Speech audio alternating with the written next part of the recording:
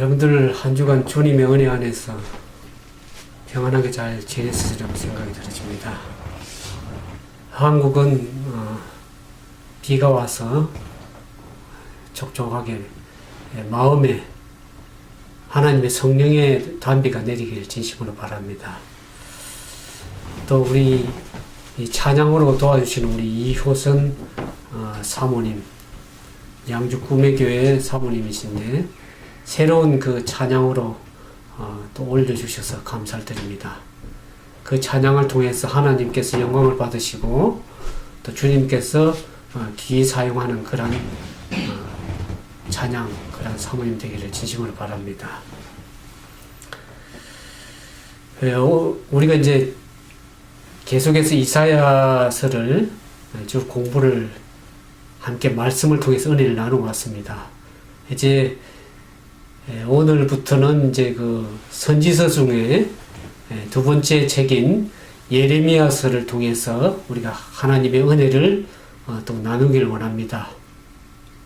아무쪼록 여러분들 삶 속에 이 말씀을 통해서 하나님의 품성을 깊이 깨달아서 우리가 어떻게 하나님을 섬기며 또 하나님의 은혜를 누리고 살지 우리 함께 말씀을 통해서 은혜를 나누길 원합니다. 특히 예레미야 이제 1장을 오늘 보겠는데요. 예레미야 1장에 보면은 예레미야 선지자를 부르신 그 소명에 대한 내용이 나옵니다. 우리가 이 말씀을 깊이 묵상하다 보면 여러분들이 하나님께서 여러분을 어떻게 택하시고 부르셨는지를 깊이 또 생각을 해 보셔야 됩니다. 우리는 종종 하나님의 부르심을 택하심을 너무 가볍게 생각할 때가 참 많습니다. 그러나 오늘 예레미야서를 말씀을 연구하면서 우리가 그 부르심에 택하심에 우리가 사도 바울이 말씀하신 것처럼 그 부르심과 택하심을 굳게 하는 그러한 믿음의 신실한 사람 되기를 주님의 이름으로 축원을 드립니다. 1장 1절에 보면은 예레미야에 대해서 이렇게 얘기했죠. 베냐민 땅 야나도스의 제사장 중 hil기야의 아들 예레미야의 말이니라 그랬습니다. 예레미야는 제사장, 그 아버지가 제사장이었죠. 제사장이라는 것은 제사장은 계속해서 세습되는 직입니다. 그래서 예레미야가 30세가 되면은 자동 승계해서 제사장이 될 그러한 상황이었지만 하나님께서는 예레미야를 제사장으로 부르지 아니하시고 선지자로 부른 것을 우리가 알게 됩니다. 여기 베냐민 땅 아나돗이라는 것은 이 예루살렘에서 북쪽으로 한 5km 정도 떨어진 그러한 성읍입니다. 이 아나돗은 어떤 곳이었냐 그러면 이 다윗 시대의 대제사장으로 있었던 아비야달이 그 솔로몬 왕위로 등극할 때에 누구를 왕으로 세우려고 그랬냐 그러면 아도니아를 왕으로 세우려고 하는 모함을 이 아비야달이 했습니다. 그래서 그 모함 때문에 그것이 결국에는 이 아비야달을 쫓겨나게 한 곳이 아나돗입니다. 근데 이 예레미야의 아버지 제사장 hil기야는 제사장으로서 그 당시 제사장 중에 가장 종교적 중심이 제사장이 이 사독이라는 제사장 반열인데 이 hil기야 이 제사장은 결국 좀 제사장 중에서도 몰락하는 제사장의 가문이었다. 그렇게 기록이 되어 있습니다.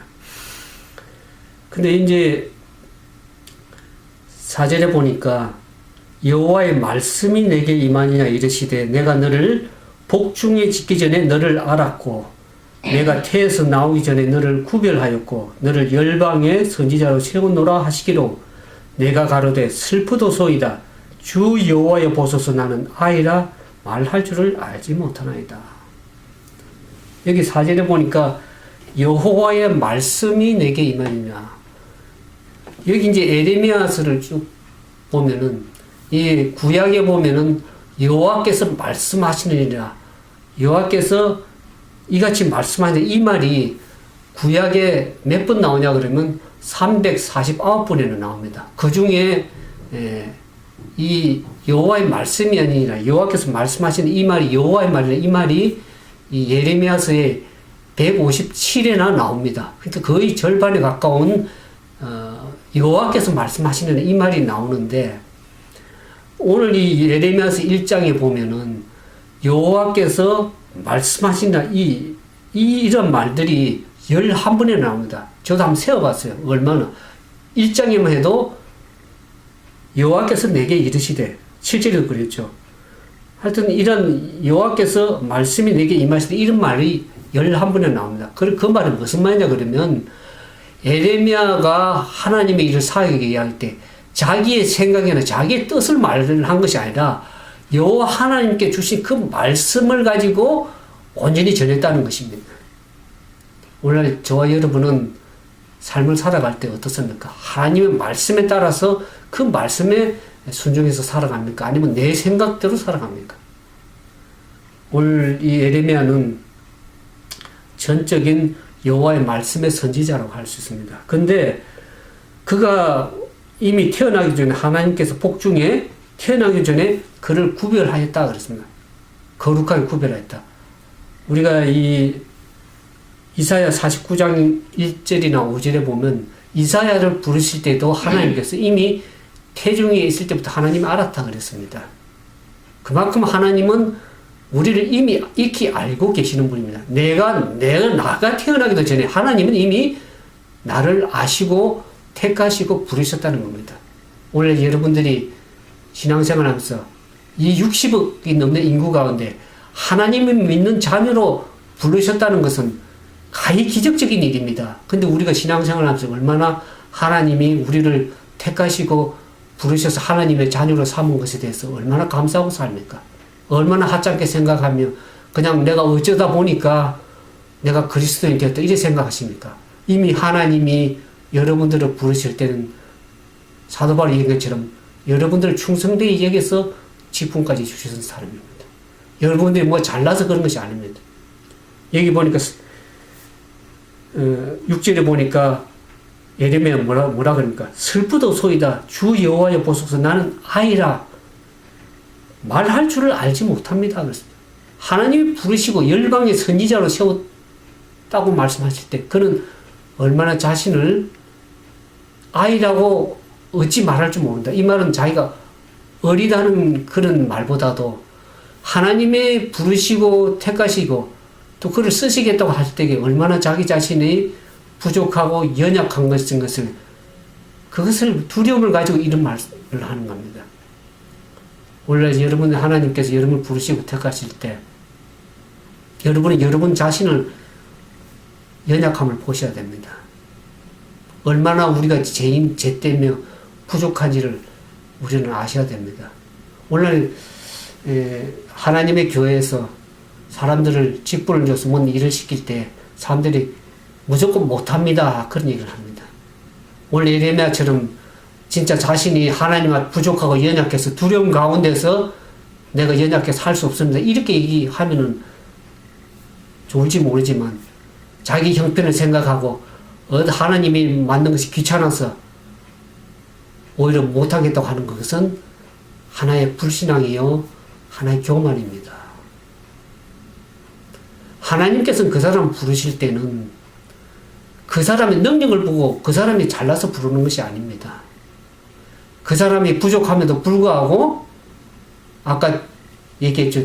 디모데전서 1장 12절에 말씀하는 것처럼 나를 충성되이 여겨주셔서 부르시는 것입니다. 근데 오늘 많은 사람들이 하나님의 부르심에 택하심에 얼마나 감격하며 그분 앞에 겸손하게 무릎 꿇는지 알 길 없습니다. 근데 하나님께서는 그 부르신 자의 능력을 보고 잘 준비되어서 부르신 것이 아니라 그 사람이 부족함에도 불구하고 부르신 자의 능력을 가지고 그 사람을 베푸시는 것입니다. 많은 사람들이 하나님의 일을 하려고 하면 잘 준비되어야 된다. 물론 잘 준비되고 잘 갖추어서 하는 건 참 필요하고 중요합니다. 그러나 자기 자신의 지혜와 능력을 의지해서 하게 되면은 결국 그것은 큰일은 사람이 보기에는 큰일을 할 수 있을지 모르지만은 주의 일을 하기는 합당치 않은 겁니다. 하나님께 예수님께서 당신의 제자들을 부르실 때 어떻게 했습니까? 그 능력 많은 제사장들, 성경을 읽지 않은 그 율법사들을 부르실 수가 없었습니다. 왜 그렇습니까? 겸손하게 하나님의 말씀을 따르지를 못하기 때문에 그렇습니다. 그래서 예수님께서는 무식한 어부들을 부르셔서 그들을 훈련시키시고 연단시키셔서 하나님의 사역자로 하나님의 종으로 제자로 삼으신 것을 우리가 알게 됩니다. 우리가 이 출애굽기 4장에도 보면은 모세를 부르실 때 어떻습니까? 모세를 부를 때 모세가 어떻게 합니까? 하나님, 저는 혀가 뻣뻣해서 말을 할 줄은 모릅니다. 말에 어눌합니다. 그때 하나님께서 뭐라 그러십니까? 그 입을 누가 지었는가? 너가 말을 잘 못한다 그러니 너 형 아론을 붙여서 그 입에 말을 주겠다고 하나님께서는 얼마든지 능히 일을 하시고 부르시고 능력을 주실 수 있는 분이 우리 하나님이십니다. 그러니 우리가 하나님의 부르심과 택하심 앞에 우리가 자랑할 것이 아무것도 없습니다. 겸손하게 부르실 때 예하고 나아가는 그 자가 하나님께 쓰실 수 있는 사람들입니다. 오늘 우리가 하나님의 부르심을 택하심을 받고 능히 하나님이 쓰임을 받는 축복의 통로가 되지 못하는 이유가 뭡니까? 겸손하지 못하고 자신의 지혜와 능력을 가지고 뭔가 일을 하기 때문에 하나님께서 그 사람을 바르게 쓰실 수 없는 것입니다. 오늘 하나님께서 예레미야를 볼 때 예레미야는 나는 아이라 말할 줄을 알지 못하나이다. 그렇게 두려움을 가지고 하나님께 나왔을 때 여호와께서 뭐라 그럽니까? 내가 내게 이르시되 너는 아이라 하지 말고 내가 너를 누구에게 보내든지 너는 가며 내가 너에게 무엇을 명하든지 너는 말할지니라 그랬습니다. 그러면서 너는 그들을 인하여 두려워하지 말라 그랬습니다. 이 그들이 누굽니까? 1장 18절에 보면 보라 내가 오늘날 너로 그 온 땅과 유다 왕들과 그 족장들과 그 제사장들과 그 땅 백성들 그들에게 보낸다 그랬습니다. 왜 그들을 두려워하지 말아야 되는가? 왜 두려워하지 말아야 8절에 보니까 내가 너와 함께하여 너를 구원하리라 그랬습니다. 하나님께서 함께 하시면 사실 두려워할 필요가 없습니다. 전능하신 하나님이 능력을 주시고 이 구원하신다 이 말은 뭡니까? 구원한다는 것은 그 백성들이 완악한 백성들입니다. 온 땅의 왕들과 이 족장들과 제사장들 그 땅 백성들이 그 당시에 하나님의 말씀의 가치가 뚝 떨어져서 하나님의 말씀을 신뢰하지는 않았습니다.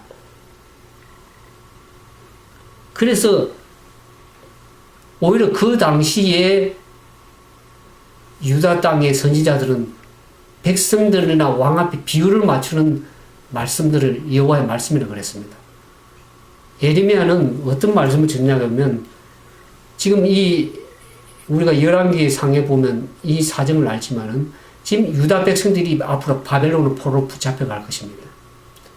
그것을 하나님께 이미 경고를 주셨는데 너희가 지금 하나님 앞에 바로 서지 못했기 때문에 너희가 예루살렘이 바벨론으로 침공받아서 다 포로로 붙잡혀 갈 것이기 때문에 너희가 적군들에게 오히려 항복하고 하나님 말씀대로 항복하라는 것입니다. 근데 그 당시에 선지자들은 어떻게 했냐 그러면 왕과 백성들의 비율을 맞추기 위해서 오히려 바벨론이 멸망할 것이고 하나님께서 예루살렘을 지키실 것이라는 낙관적인 거짓된 예언을 공포했습니다. 그래서 백성들이 안심했지만 결국에는 가서 어떻습니까? 바벨론으로 포로 붙잡혀서 모든 사람들이 붙잡혀가는 게 나옵니다. 우리 열왕기상에 보면. 그래서 그 백성들이 굉장히 어려움을 당하는 그런 시점이 됐었는데 예레미야는 하나님 말씀에 순종해서 왕 앞에나 오히려 같은 선지자들에게 핍박을 받고 따돌림을 당한다 할지라도 그는 어떻겠습니까? 하나님 말씀대로 진실되게 증거함으로 해서 어려움을 많이 당했습니다. 그러나 그 말씀은 하나님께로 온 말씀이기 때문에 신실이기 때문에 그 말씀이 성취됐다는 것을 알게 됩니다. 그래서 여기서 너를 구원하려 그 말은 아무리 그 백성들이 핍박하고 하더라도 하나님께서 예레미야를 지키겠다는 말씀입니다. 그러면서 여기서 너를 구원하는 그 말은 어떤 말이냐 그러면 하나님께서 당신의 말을 이루시겠다는 겁니다. 예레미야를 통해서 하나님께서 하신 그 말씀을 능히 아무리 백성들이 핍박하고 거짓 조롱하고 하더라도 하나님의 말씀을 능히 예레미야를 통해서 주신 그 말씀을 통해서 하나님께서 능히 이루시겠다는 것입니다. 그러면서 이 9절에 보면 여호와께서 그 손을 내밀어 내 앞에 대시며 이르시되 보라 내 말을 내 입에 두노라. 예레미야는 자기 생각 가지고 자기 지혜 가지고 자기 뜻을 가지고 백성들에게 전한 것이 아닙니다. 하나님께서 그에게 주신 입에 주신 그 말씀을 가지고 능히 전한 것입니다. 제가 이 9절 말씀을 보면서 이사야 6장에 보면 나오죠. 이사야가 하나님의 부르심을 받을 때 어떤 얘기겠습니까? 그 하나님을 서랍 천사 앞에서 여호와의 그 자기가 백성 중에 부정한 백성 중에 거하면서 내가 입술이 부정한 백성인데 그 가운데 있으면서 어떻게 여호와 하나님의 영광을 스케나 영광을 보면서 그가 얼마나 나는 죽게 되었다 망하게 되었다 그랬습니다. 그때 어떻습니까? 하나님께 서랍 천사를 보내서 그 입술에 빈 숯불 되면서 그 입이 정결케 되었어. 내 제약이 4년이라. 그러면서 그 위에 하나님께 그를 부르시고 쓰실 수 있다는 것을 다시 생각해 보게 되었습니다. 그러면서 여기 이제 11절에 보면 여호와의 말씀이 또 내게 임하니라 이르시되 예레미야 내가 무엇을 보냐 가로되 내가 살구나 나무가지를 보나이다. 여호와께서 내게 이르시되 내가 잘 보았다 이는 내가 내 말을 지켜 그대로 이루려 함이라. 13절에도 보니까 이상을 또 보여줍니다. 끓는 가마 이상을 보여줍니다. 여기 이제 살구나무 가지 이상과 이 끓는 가마 이상은 뭡니까? 결국 하나님의 말씀이 그대로 성취되는 것을 얘기를 하는 것입니다. 근데 여기 보니까 15절 나 여호와가 말하는 내가 북방 모든 나라의 족속을 부를 것인즉 그들이 와서 예루살렘 성문 어깨에 각기 자리를 정하고 그 사면 성벽과 유다 모든 성읍을 치리라 그랬습니다. 이 말씀이 그대로 역사 가운데 이루어졌습니다. 바벨론의 모든 군사들이 예루살렘 성문을 완전히 에워싸가지고 포위해서 그들이 나중에 너무 오래 포위하다 보니까 먹을 것이 없어서 자기 자녀를 잡아먹는 그야말로 극심한 기근에 들었고 결국에는 바벨론 왕이 시위대장을 파견해서 예루살렘을 완전히 공격해서 거기에 있는 예루살렘 성과 그 성전을 완전히 회파하고 성전에 있는 모든 기구들을 다 바벨론으로 가져갔을 뿐만 아니라 그 백성 중에 있는 사람들 다 포로로 붙잡혀 갔습니다. 아무 힘이 없고 능력이 없는 사람들만 그 땅에 남겨두고 모든 백성들을 그야말로 사거리 포로로 붙잡혀가는 끔찍한 참 힘든 상황이 되었습니다. 그러면서 심지어는 왜 그렇게 하나님께서 그 백성들을 사랑하는 백성들을 그렇게 바벨론 포로로 붙잡혀 갔냐. 16절에 보니까 무리가 나를 버리고 다른 신들에게 분향하며 자기 손으로 만든 것에 절하였던 즉 내가 나의 심판을 베풀어 그들의 모든 죄악을 징계하리라 그랬습니다. 이 하나님의 이 심판이 결국 백성들을 미워해서 그런 것이 아닙니다. 오늘날 저와 여러분을 때때로 우리가 이제 이 땅에 살면서 이스라엘 백성들이 어려움을 당하는 것을 하나님께서 이 고통당해서 원하시는 분이 아니십니다. 근데 하나님의 백성이 하나님의 뜻대로 순종을 하지 않으면 어떻습니까? 이 하나님의 백성을 바로 세우기 위해서는 이 백성들이 어느 정도냐 그러면 왕들이나 이 관원들이나 백성들이 부정하고 부패하고 불의하는 그 상황에서 그 사람들 회복하려고 그러면 그냥 말로서 해가지고 사람이 회복되지 않습니다.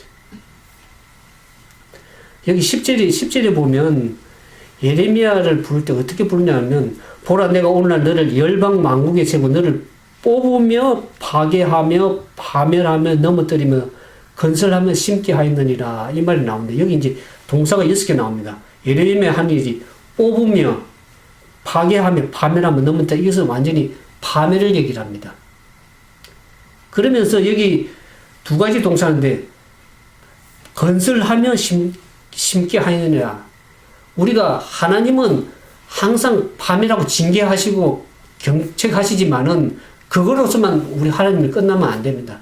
항상 하나님이 희망의 말씀을 주시고 회복하시는 겁니다. 원래 이스라엘 백성들이 부정하고 불의하고 부패하고 우상 숭배해서 그 백성들을 바로 회복시키기 위해서는 그냥 말로서 되는 것이 아닙니다.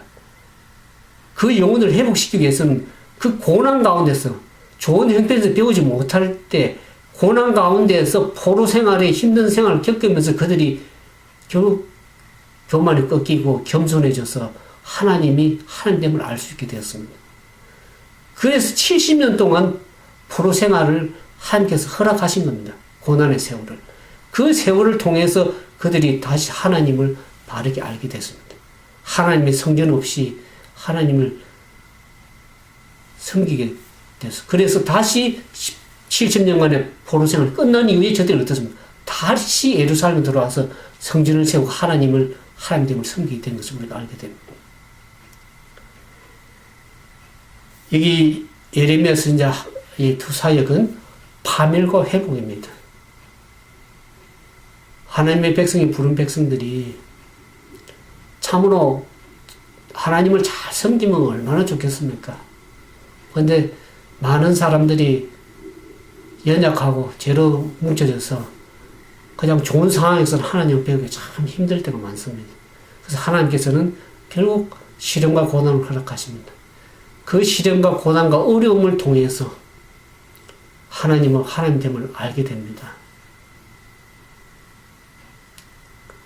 그것이 물론 우리의 모든 부족 때문에 그런 것만은 아니지만 그러나 그 고난의 세월을 통해서 하나님께서 바로 세우시고 회복시키셔서 다시 하나님의 자녀로 회복시키시는 하나님의 깊은 사랑을 우리가 알게 됩니다.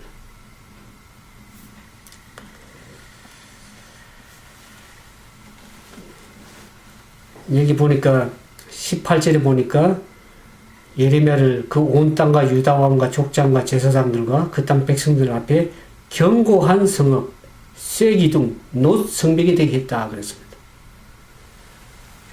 두려워하지 말라 그러면서 그들로 인해서 두려워하지 말라. 너를 견고한 성읍, 쇠기둥, 놋 성벽까지 되게 하겠다 그랬습니다. 이 말은 뭡니까? 백성들 앞에 두려워 떨면서 설지 말라는 것입니다. 그러면서 여기 19절이니까 그들이 너를 지나 이기지 못하리라. 이는 내가 너와 함께하여 너를 구원할 것이다. 다시 한번 반복하셨습니다. 하나님이 함께 하시기 때문에 저들이 능히 예레미야가 하는 사역을 넘어뜨릴 수가 없는 거죠. 그 사역이 무너뜨릴 수 없는 것입니다. 그것이 왜 그렇습니까? 그 말씀하신 분이 누구십니까? 그분에게 부르시고 택하시고 말씀하신 분이 하나님이시기 때문에 어떤 사람도 예레미야를 넘어뜨릴 수 없는 겁니다. 하나님께 그로 하여금 높 성벽, 견고한 성읍이 되게 하셨습니다. 쇠기둥이 되게 하셨습니다. 그러니 능히 하나님께서 하신 것을 사람이 어찌할 수가 없습니다. 그러면서 그들이 아무리 그를 핍박하고 박해하더라도 하나님께서 구원하시리라 고 말씀하십니다. 사실 예레미야가 하나님의 말씀 사역을 감당할 때 시련이 많았습니다. 우리가 하나님의 일을 할 적에는 고난과 시련이 없는 것이 아닙니다. 그러나 하나님께서 함께 하시고 구원하시기 때문에 능히 그 시련과 고난도 능히 이기시고 승리할 수 있는 것입니다. 예레미야가 그 당시에 그 같은 상황에서 적군이 쳐들어오는데 그 적군에게 오히려 항복하라고 하는 것은 얼마나 참 엉뚱한 일이라고 백성들이 생각했겠습니까? 그러나 그것은 결국 하나님의 명령이었고 하나님의 말씀이기 때문에 그 말씀이 그대로 성취가 되었습니다. 오늘 우리는 하나님의 말씀을 맡은 자로서 하나님의 부르심과 택하심을 받은 자로서 어떻게 해야 됩니까? 하나님 말씀대로 신실하게 고난과 어려움을 겪는다 할지라도 그 말씀을 따라 삶으로 인해서 어떻게 합니까? 우리가 십자가의 길을 걸어가는 모든 이들에게 하나님께서 예레미야를 통해서 우리에게 모본으로 보여주신 것입니다. 우리가 하나님의 말씀을 따라 신실하게 살다 보면 고난도 있을 수 있고 때로는 사람들로부터 따돌림을 당할 수도 있겠지만은 그러나 그것이 문제가 다가 아닙니다. 문제는 하나님께서 나와 함께 하시는가, 내가 너를 구원하겠다고 하는 그 하나님의 보증의 약속의 말씀이 있는가가 더 중요한 일입니다. 우리는 사람의 눈치를 보지 말고 사람의 비유를 맞추지도 말고 오직 우리를 능히 구원하시고 함께 하시는 전능하신 하나님의 약속의 말씀을 믿고 그 하나님을 믿고 따라가는 그런 신실한 주의 종들이 되기를 진심으로 바랍니다. 하나님께서는 여러분과 저를 부르신 것을 디모데전서 4장 12절에 말씀한 것처럼 충성되게 여겨주셨습니다. 여러분들의 능력이 많아서 여러분들이 무슨 실력이 많아서 부르신 것이 아닙니다. 우리가 이 출애굽기도 보면은 신명기 7장 6절 7절에 보면 이스라엘 백성을 성민으로 택하시고 부르신 것이 하나님의 성민으로 부르신 것이 결국 그들이 숫자가 많고 능력이 많아서 그런 거예요. 그들이 잘나서 부르신 것이 아닙니다. 전적인 하나님의 은혜와 사랑 때문에 저들을 부르셨다는 겁니다. 오늘 저와 여러분을 하나님의 자녀로 부르신 것은 저와 여러분의 능력이 많거나 외모가 뛰어나거나 실력이 있어 부르신 것이 아니라 하나님께서 자기 자녀로 삼으신 그 사랑 때문에, 은혜 때문에 부르셔서 여러분들을 택하시고 하나님 자녀 세우신 것에 인해서 감사하고 늘 감격하면서 기쁨으로 주님께 신실되게 충성되게 여겨서 부르신 그분 앞에 결국 고린도전서 4장 2절에 보니까 사도 바울은 뭐라고 그랬습니까? 맡은 자에게 구할 것은 충성이니라 그랬습니다. 충성되게 여겨서 부르신 그분 앞에 여러분들이 마땅히 구해야 될 것은 뭡니까? 충성이라고 사도 바울은 얘기를 하고 있습니다. 아무쪼록 여러분들 삶 속에 여러분들을 부르시고 택하시고 사용하시는 하나님 앞에 겸손히 충성되게 그렇게 신실하게 살아감으로 인해서 하나님 앞에 영광을 돌리고 찬송을 돌리는 귀한 그런 주님의 자녀들 다 되기를 진심으로 바라면서 말씀 마치겠습니다. 함께 기도하겠습니다. 거룩하시고 자비하신 아버지 하나님, 우리를 부족하지만 충성되게 여기시고 하나님의 은혜로 부르심을 하여 감사를 드립니다. 우리는 마땅히 죽을 수밖에 없는 죄인들이요 하나님 말씀에 순종하기도 거역하는 나약한 백성입니다. 그러나 우리를 홀로 버려두지 않으시고 때로는 시련과 고난을 우리에게 허락하시지만 그것을 통해서 하나님께서 소망을 주시고 회복시키시기를 원하시는 하나님의 깊은 사랑을 우리가 다시 깨닫고 그분 앞에 부르심과 택하심에 신실하게 살아가는 그 말씀에 따라 신실하게 살아감으로 하나님의 거룩한 자녀로 이 땅에서도 하나님께 영광을 돌리는 삶이 될 수 있도록 도와주시옵소서.